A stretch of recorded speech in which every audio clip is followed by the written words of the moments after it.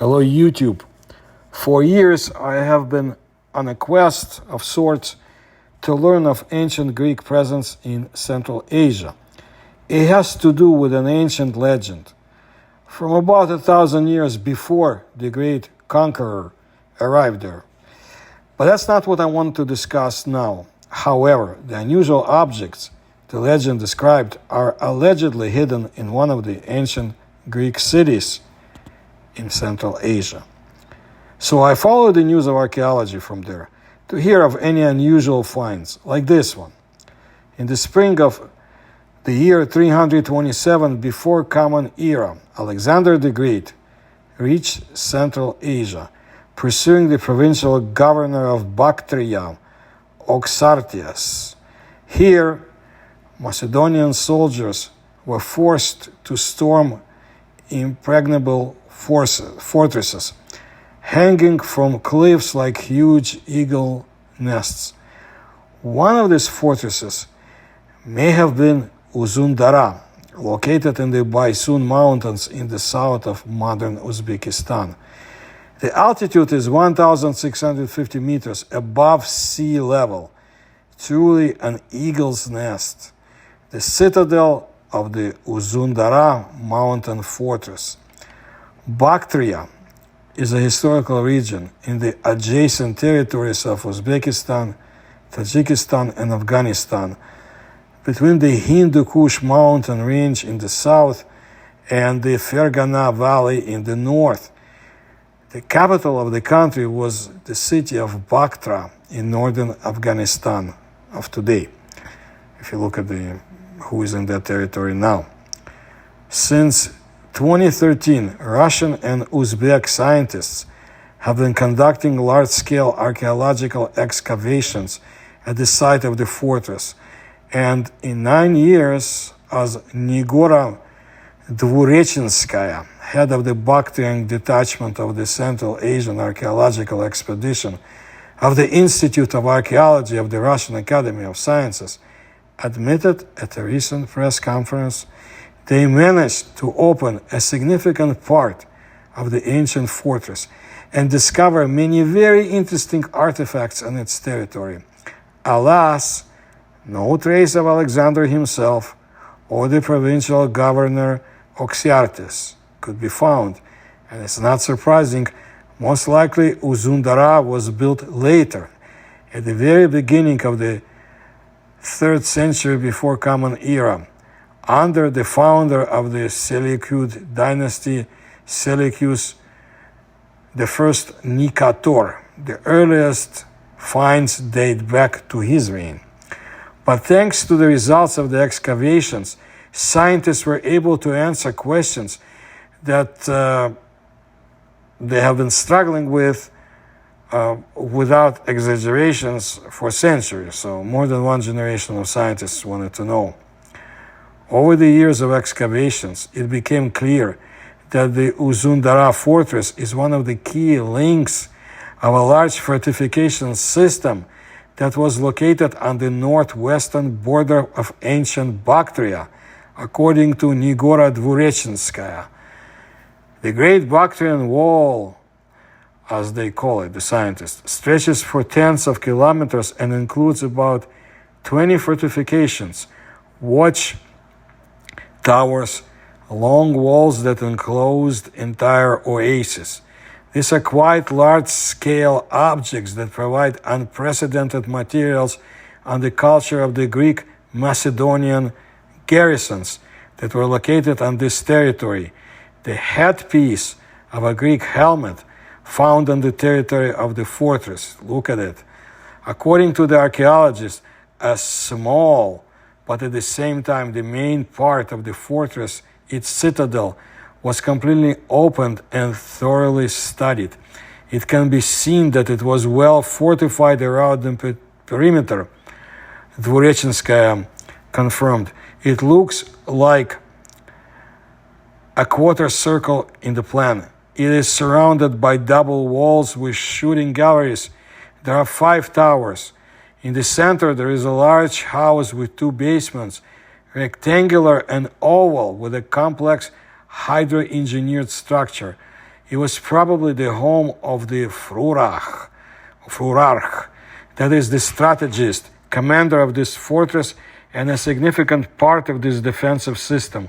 It was from here that detachments of fighters left for various sites located from a kilometer to over 10 kilometers in range.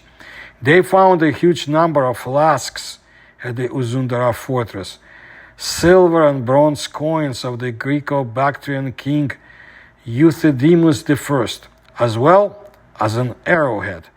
What is the uniqueness of the archaeological materials found in the fortress? This is the first time that the archaeologists had received a sample of a Greek Macedonian fortress in the Hellenistic East, admitted Nigora Dvurechinskaya. We also received for the first time a large body of objects of material culture of the 3rd to 2nd centuries before Common Era. In particular, the archaeologists have collected a large collection of Hellenistic coins, more than 250 items. The coin of Antiochus I, made as an imitation of the coins of Alexander the Great.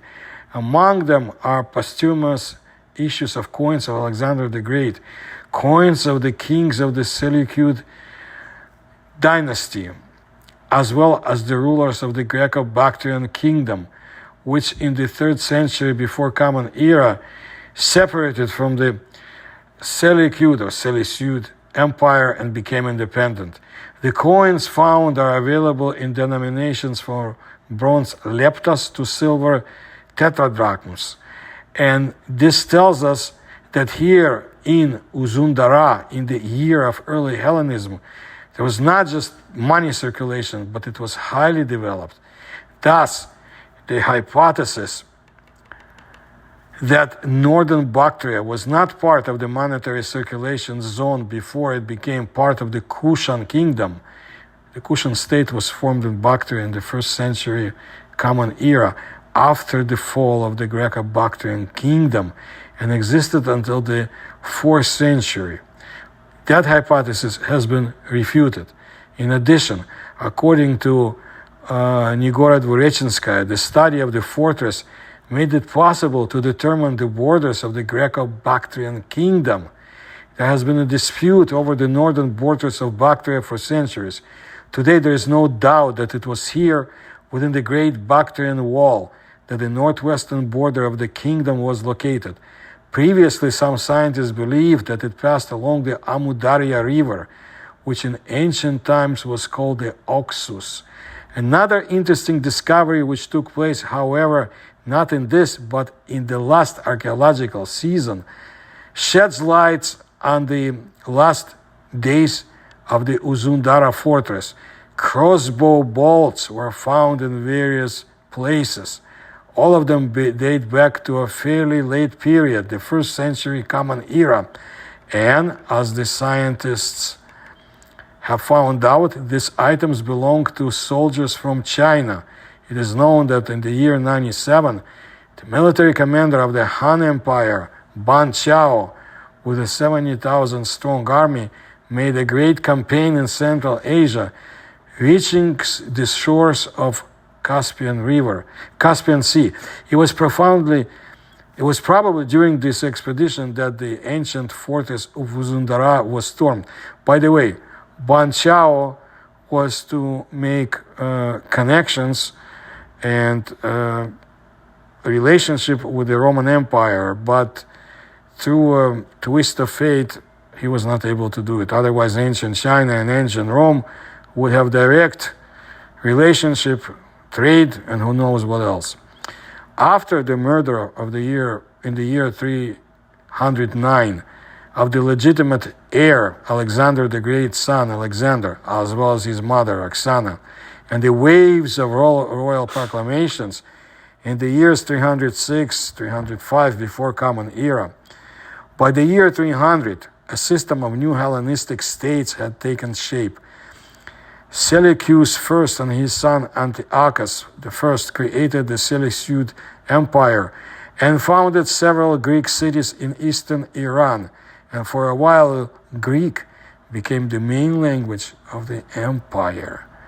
And that's where when they brought some of the interesting things with them to the sands of Central Asia. Paradoxically, the Greek influence was more felt in the remote Bactrium than in the territories much closer to Greece. The reason for this was the large number of exiled Greeks whom the Persian kings sought to expel to the most remote lands of the vast empire. The Greco-Bactrians gained power and managed to expand their possessions to include the lands of India. The Bactrian king Euthydemus and his son Demetrius crossed the Hindu Kush in order to conquer eastern Iran and the Indus River Valley. For a while they gained vast lands. It seemed as if the great Greek Empire had been reborn far to the east. But this empire quickly disintegrated, torn apart by internal strife and endless encroachments on the throne. When Demetrius went deep into India, one of his generals, Eucratides, declared himself king of Bactria.